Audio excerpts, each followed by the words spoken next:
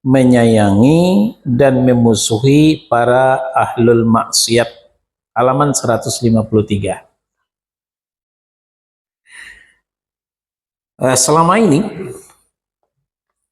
kita baru membahas dua kelompok besar.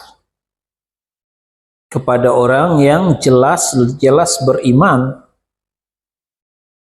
maka kita berwala, loyalitas yang tinggi kepada mereka. Yang kedua, orang yang jelas musyrik, kafir, maka kita barra' dengan mereka, berlepas diri dengan mereka.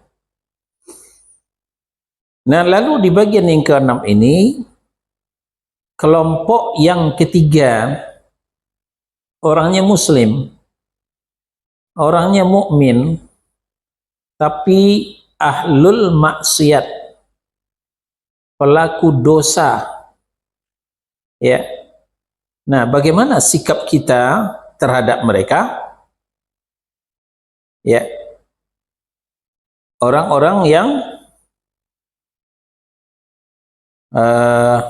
ketiga ini yaitu orang mukmin yang banyak melakukan dosa besar. Pada dirinya terdapat iman dan fasik, atau iman dan kufur kecil yang tidak sampai kepada tingkat murtad. Nah, bagaimana hukumnya dalam hal ini? Nah, ini yang kita bahas pada bagian yang ke-6 ini.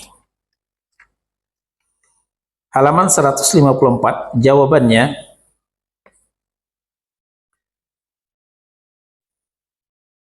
pada orang itu terdapat hak muallah dan muadah.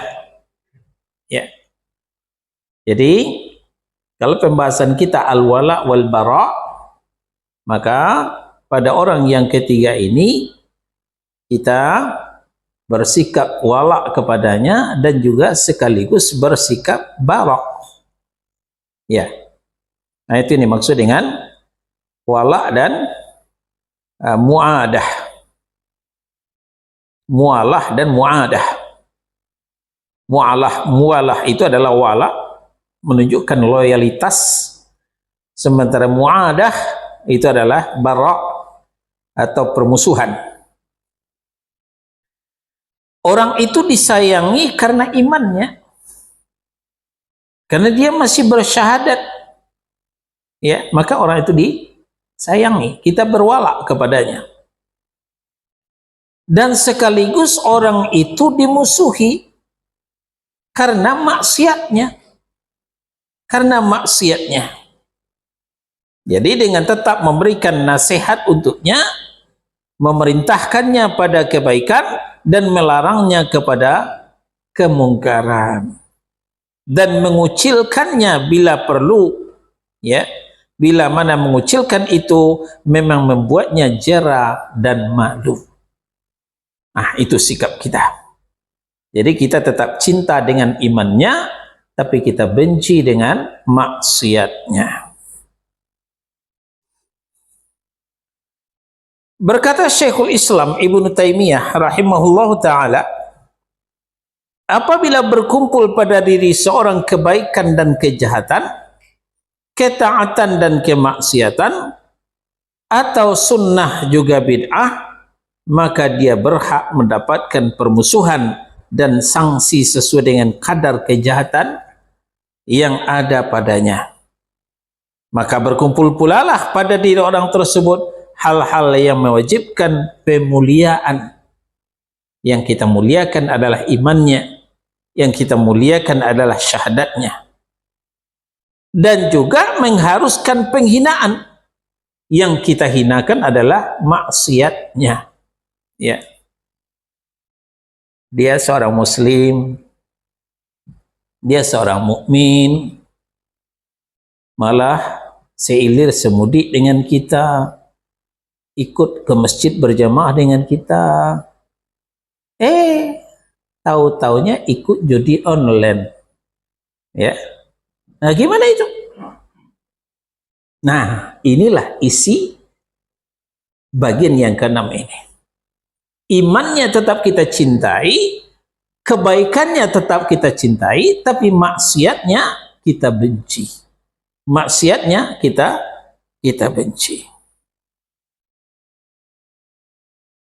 Maka dia berhak mendapatkan ini dan itu.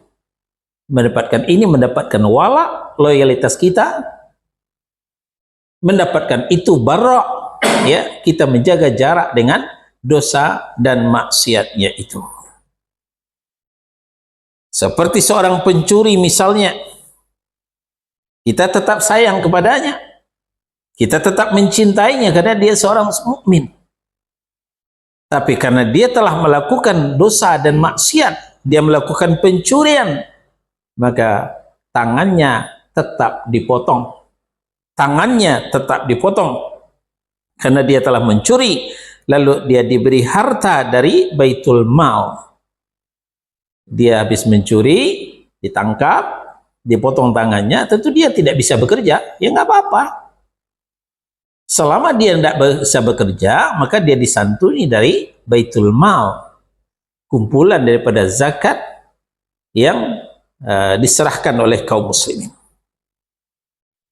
Lalu dia diberi harta dari Baitul Mal yang bisa mencukupinya. Inilah hukum asal yang disepakati oleh Ahlus Sunnah wal Jamaah. Nah, ini bedanya dengan Khawarij. Ini bedanya dengan Mu'tazilah dan orang-orang yang sefaham dengan mereka. Mereka hanya mengelompokkan manusia dalam dua golongan saja. Orang-orang yang dapat pahala saja dan mendapat siksa saja. Kalau beriman, ya sudah. Ya, kita wala kepadanya.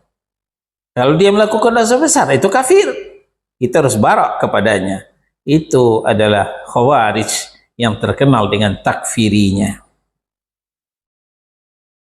Ini sangatlah jelas bagi masalah yang sangat penting, ya, akan kita temui di tengah-tengah masyarakat kita, di tengah-tengah pergaulan kita, untuk kita bisa mengambil langkah, untuk kita bisa, ya, bersikap supaya kita jangan salah kaprah, keliru melangkah.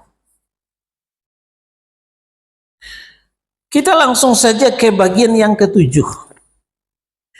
Menyambut dan ikut merayakan hari raya atau pesta orang-orang kafir, serta berbela sungkawa pada hari duka mereka.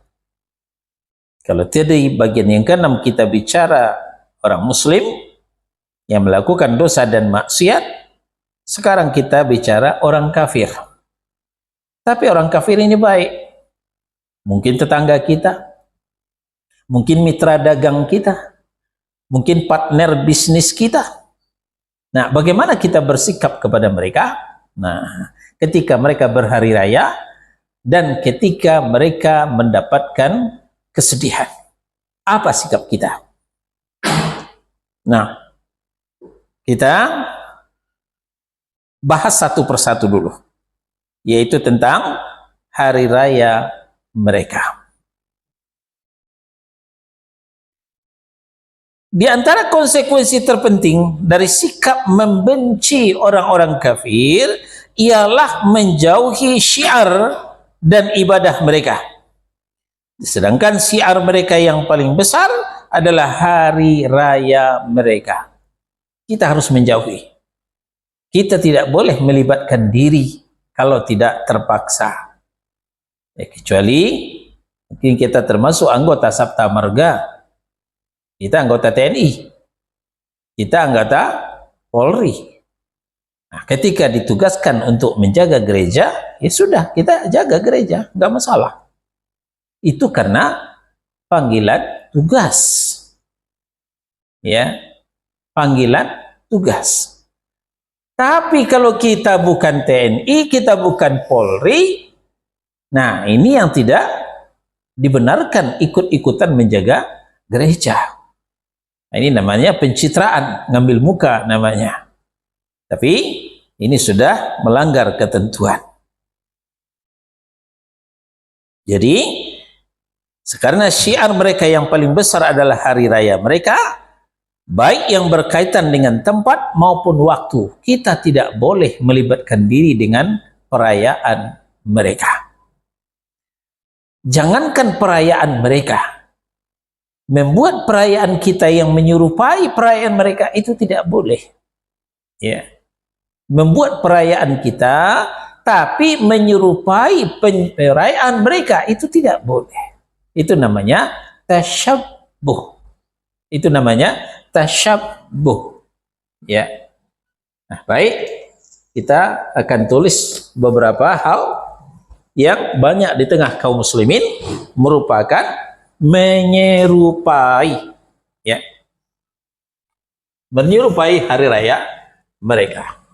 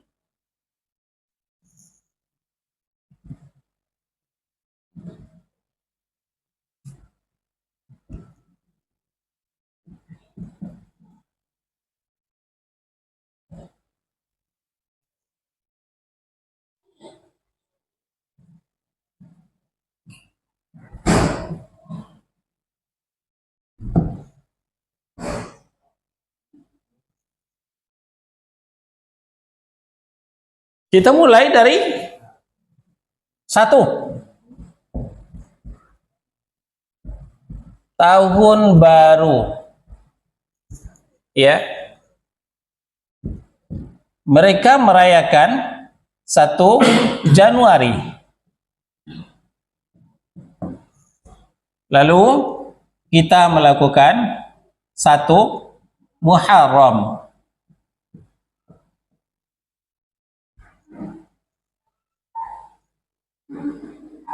Apalagi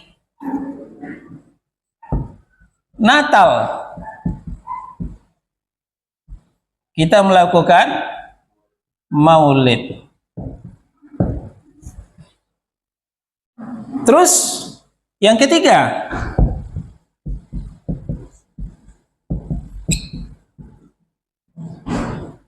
kenaikan Isa Al-Masih.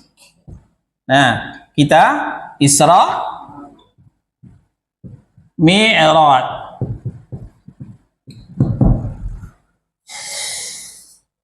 Terus yang keempat, Paskah. Apa itu Paskah? Ya?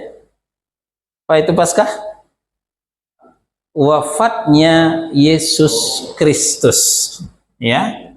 Lalu kita mengatakan haul. Sempurnalah sudah kaum muslimin latah, ya, tasyabbuh, ikut-ikutan, ya, menyamai ibadah orang-orang musyrik. Jadi tidak boleh. Merujuk kepada Ali Imran surah yang ketiga ayat 149. Ya ayyuhalladzina amanu in tuti'ul ladzina kafaru yaruddukum ala aqabikum fatanqalibu khasirin. Hai orang yang beriman, jika kalian mengikuti orang-orang kafir, yaruddukum ala aqabikum, mereka akan mengembalikanmu ke belakang, murtad. Kalau itu yang terjadi, fatanqalibu khasirin, jadilah kamu termasuk orang yang merugi. Ketika Nabi Sallallahu Alaihi Wasallam mempuasakan 10 Muharram dan menyuruh sahabat-sahabat mempuasakan 10 Muharram karena diharapkan menjadi kafarah, penebus dosa setahun yang lalu. Kata Ibnu Abbas, ada sahabat yang berkata, ya Rasulullah, 10 Muharram itu juga diagungkan oleh Yahudi dan Nasrani. Nah, kata Nabi Shallallahu Alaihi Wasallam, tahun depan insya Allah kita juga akan puasakan Tasu'a 9 Muharram.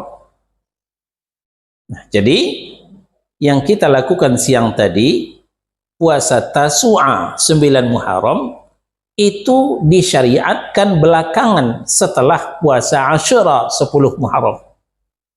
Jadi melaksanakannya Tasu'a dulu baru Asyura, tanggal 9 dulu baru tanggal 10. Tapi pensyariatannya Asyura dulu baru Tasu'a.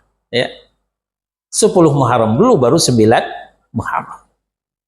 Nah, bayangkan, puasa saja tidak boleh menyerupai orang-orang Yahudi Nasrani. Karena Yahudi dan Nasrani juga mengagungkan 10 Muharram. Kita juga puasa 10 Muharram. Maka dalam rangka menyelisihinya, kita disyariatkan puasa lagi tanggal 9 Muharram atau puasa Tasu'a. Itu ibadah. Apalagi yang non-ibadah. Ya, seperti perayaan-perayaan, peringatan-peringatan yang semuanya tidak disyariatkan. Ya, wabil khusus di bulan Muharram ini. Ternyata Muharram ini adalah syahrus saum, syahrus siam, bulan puasa. Walaupun puasa sunnah. Bukan syahrul aid, bukan bulan raya. Jadi tidak ada perayaan 1 Muharram. Apalagi perayaan hari raya anak yatim, itu tidak ada. Ya, anak yatim itu sama dengan kita, hari raya Idul Fitri dan Idul Adha. Itu semuanya tasyabbuh dan dilandasi dengan hadis yang maudhu atau palsu. Nah, maka orang Islam berkewajiban menjauhi dan meninggalkannya. Di masa Nabi, ada yang datang bertanya kepada Nabi. Katanya, ia bernazar memotong hewan di Buanah. Ya. Buanah itu nama sebuah tempat. Ya. Dia bernazar, tapi apa bentuk nazarnya ini tidak dijelaskan. Yang penting dia bernazar memotong hewan di Buanah. Nah, Buanah ini adalah nama sebuah tempat. Dengarkan jawaban Nabi. Hal kana fiha wathanun min awthanil jahiliyati yu'bad? Apakah di Buanah itu ada berhala dari berhala-berhala jahiliyah, ya, yang disembah? Lalu orang tadi menjawab, tidak ya Rasul. Nah, kalau ada berhala di situ, tidak boleh menyembelih nazar di situ. Lalu beliau berkata lagi, apakah di sana tempat dilaksanakannya hari raya dari hari raya mereka? Di Buanah itu ada hari raya enggak? Orang yang bernazar tadi menjawab, tidak ya Rasul. Nah, maka kata Nabi, tepatilah nazarmu, nggak apa-apa.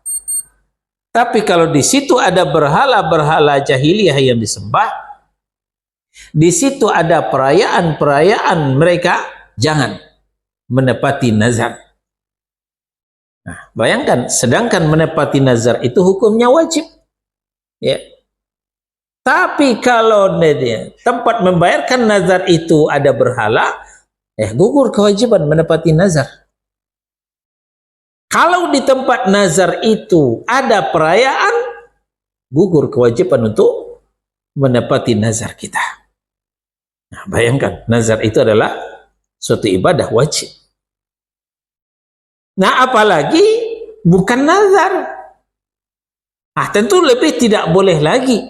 Ya, kalau hari raya kita disandingkan dengan hari raya mereka, hari raya kita diserupakan dengan hari raya mereka, seperti 1 Muharram dengan 1 Januari, Maulid Nabi dengan Natal, Isra Mi'raj dengan kenaikan Isa Al-Masih, dan Haul dengan Paskah mereka.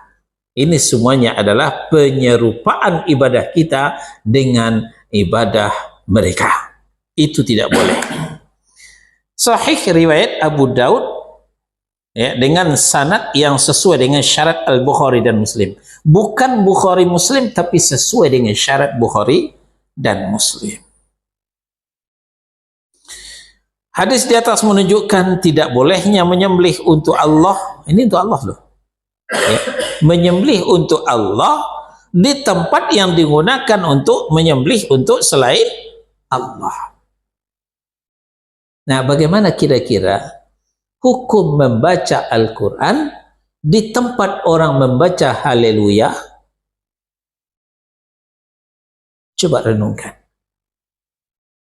Ini kasus yang terjadi pada masa Nabi. Tidak boleh menyembelih hewan di tempat kalau di situ ada berhala yang disembah.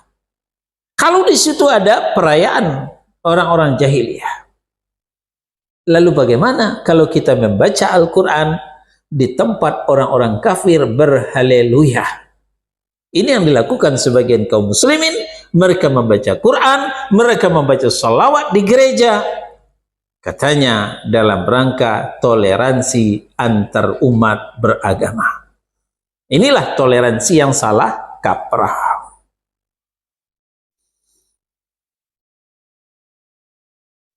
Sebab hal itu berarti mengikuti mereka dan menolong mereka di dalam mengagungkan syiar-syiar mereka, atau menjadi wasilah yang menghantarkan kepada syirik. Begitu pula ikut merayakan hari raya besar mereka, mengandung wala kepada mereka dan mendukung mereka dalam menghidupkan syiar-syiar mereka. Mengucapkan selamat Natal berarti kita senang dengan Natal. Mengucapkan selamat tahun baru 1 Januari berarti kita senang dengan tahun baru 1 Januari. Mengucapkan Kong Si Facai berarti kita senang dengan hari raya Kong Si Facai.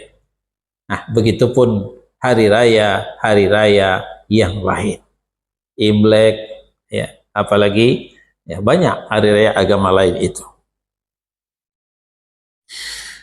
Di antara yang dilarang adalah menampakkan rasa gembira pada hari raya mereka, meliburkan pekerjaan sekolah, memasak makanan sehubungan dengan hari raya mereka, dan di antaranya lagi ialah mempergunakan kalender Masehi, karena hal itu menghidupkan kenangan terhadap hari raya Natal bagi mereka. Ya, memasak makanan untuk mereka maksudnya khusus untuk mereka. Tapi kalau kita memasak makanan secara umum, kita masak makanan lalu kita jual kepada semua orang, qadarullah, yang pesan orang gereja, ini nggak masalah. Yang dimaksud oleh kajian kita ini, selama ini kita nggak jual makanan. Tapi karena dalam rangka Natal, kita masak makanan, kita jual kepada mereka. Nah, ini namanya makanan khusus untuk mereka, ini tidak boleh. Tapi kalau kita masak makanan kepada semua orang, kita jual, memang usaha kita itu. Ya, kita buka rumah makan, kita buka restoran, catering, apalah namanya. Kita melayani semua orang. Nah, pas 25 Desember ada order dari gereja, ini tidak masalah. Karena tidak khusus untuk mereka. Kita juga memasak untuk orang-orang di luar mereka.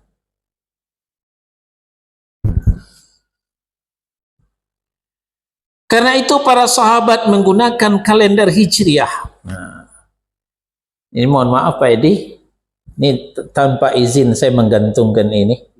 Nah, waktu saya mau berangkat kemarin saya panggil-panggil Pak Edi, nggak nyaut. Mungkin dah keluar, entah tertidur, entah. Ya, saya pasang aja. Ya, jadi kita sudah ngaji. Ya, sebaiknya di rumah kita ada kalender Hijriah. Yang ada bukan hanya minggu, tapi Ahad. Yang ada bukan hanya 25 Desember. tapi juga ada tanggal-tanggal Hijriah. Nah, ini sebagai pembeda antara orang yang sudah ngaji dengan orang yang belum ngaji.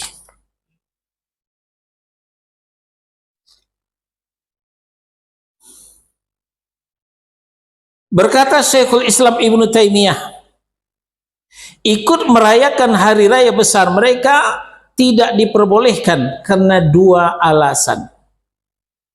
Satu, bersifat umum seperti yang telah dikedepankan di atas, bahwa hal tersebut berarti mengikuti ahlul kitab yang tidak ada dalam ajaran kita dan tidak ada dalam kebiasaan salafus soleh. Mengikutinya berarti mengandung kerusakan dan meninggalkannya terdapat kemaslahatan, menyelisihi mereka. Bahkan seandainya kesamaan yang kita lakukan merupakan sesuatu ketetapan semata, bukan karena mengambilnya dari mereka, tentu yang disyariatkan adalah menyelisihinya. Nah, seperti contoh tadi telah kita sampaikan, puasa Asyura sudah ditetapkan oleh Rasulullah SAW, tapi karena Asyura itu juga diagungkan oleh mereka, maka tetap kita selisihi dengan cara apa? Dengan cara puasa satu hari lagi, yaitu Tasu'a 9 Muharram. Sebagaimana telah disyariatkan di atas, barang siapa yang mengikuti mereka, maka dia telah kehilangan maslahat ini, sekalipun tidak melakukan mafsadah, kerusakan apapun, terlebih lagi kalau dia melakukannya. Ini alasan yang pertama. Alasan yang kedua, kata Syekhul Islam Ibnu Taimiyah, karena hal itu adalah bid'ah yang diada-adakan, ya, yang kita sebutkan tadi. Peringatan 1 Januari tahun baru, peringatan Maulid Nabi 12 Rabiul Awal, Isra Mi'raj 27 Rajab, ya. Kemudian haul, itu semua tidak pernah diajarkan, disyariatkan dalam Islam, baik oleh Allah dalam Al-Qur'an maupun oleh Nabi dalam hadis yang sahih. Beliau juga mengatakan tidak halal bagi kaum muslimin bertasyabuh menyerupai mereka dalam hal-hal yang khusus bagi hari raya mereka, seperti makanan, pakaian, mandi, menyalakan lilin, meliburkan kebiasaan seperti bekerja dan beribadah ataupun yang lainnya. Ya, saya masih ingat dulu di pesantren, walaupun pesantren saya tidak nyunnah, tapi liburnya hari Jumat, bukan hari Ahad. Hari Ahad kami masih tetap sekolah. Ya, kapan libur? Liburnya hari Jumat. Ya, walaupun di pesantren saya tidak dipelajari al-wala wal bara, ternyata sudah ditetapkan, sudah diterapkan. Ya, kita menyelisihi liburnya orang-orang kafir. Tidak halal mengadakan kenduri atau memberi hadiah atau menjual barang-barang yang diperlukan untuk hari raya tersebut.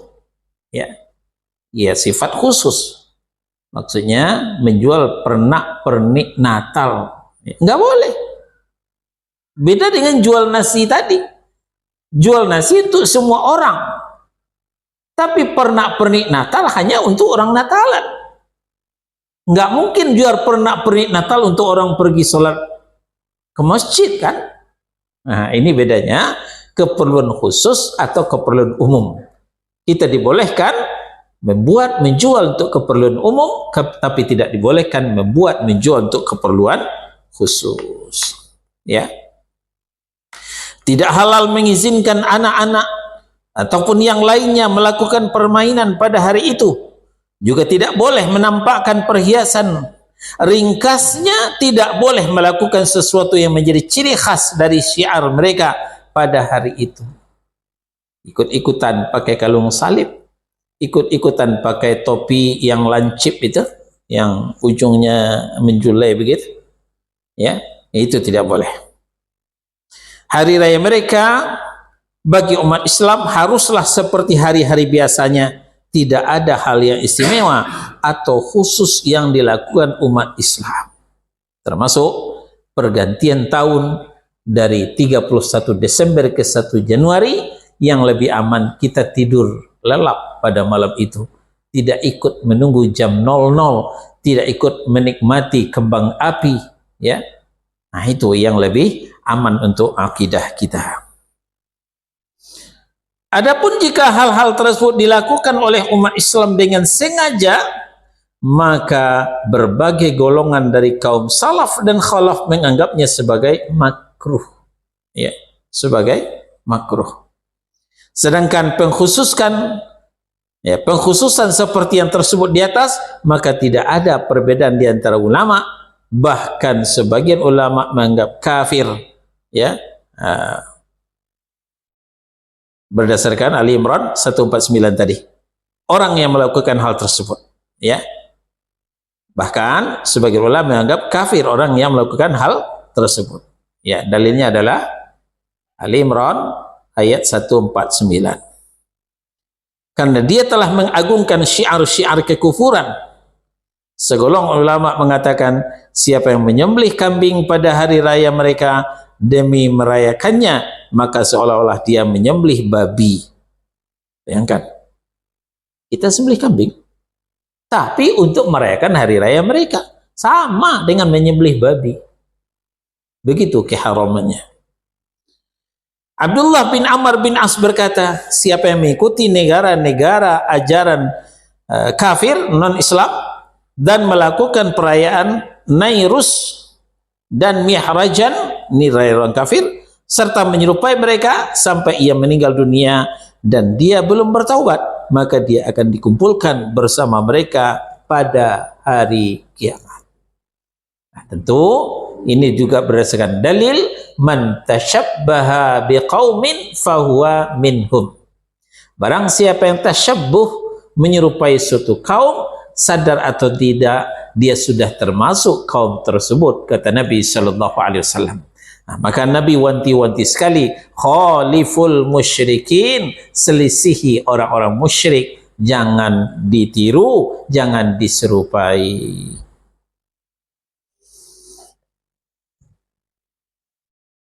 Baik, nomor B, hukum ikut merayakan pesta, walimah, hari bahagia atau hari duka mereka dengan hal-hal yang mubah, serta bertakziah pada musibah mereka. Tidak boleh memberi ucapan selamat, tahniah atau ucapan belasungkawa, takziah kepada mereka. Kenapa? Karena hal itu berarti memberikan wala dan mahabbah kepada mereka.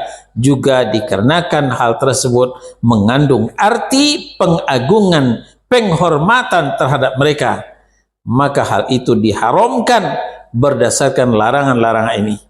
Sebagaimana haram mengucapkan salam terlebih dahulu atau membuka jalan untuk mereka. Ini mulai berat ini. Mereka mengadakan pesta kawinan. Taruhlah pesta Natal kita nggak datang. Mereka mengawinkan anaknya. Lalu kita diundang.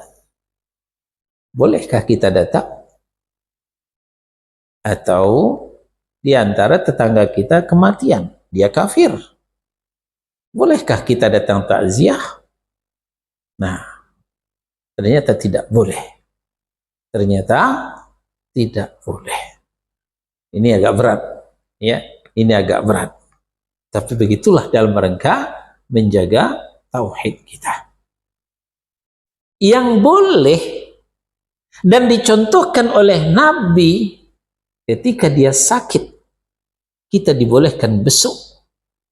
Diharapkan kita bisa menyuruh dia bertaubat dan masuk Islam, mengucapkan 2 kalimat syahadah.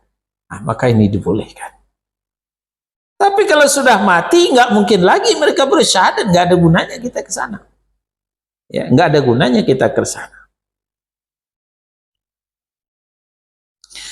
Berkata Ibnu Qayyim rahimahullahu taala, hendaklah berhati-hati jangan sampai terjerumus sebagaimana orang-orang yang bodoh, ya, terjerumus ke dalam ucapan-ucapan yang menunjukkan ridha, ya, terhadap agamanya, seperti ucapan mereka, semoga Allah membahagiakanmu dengan agamamu dan memberkatimu dalam agamamu, ya.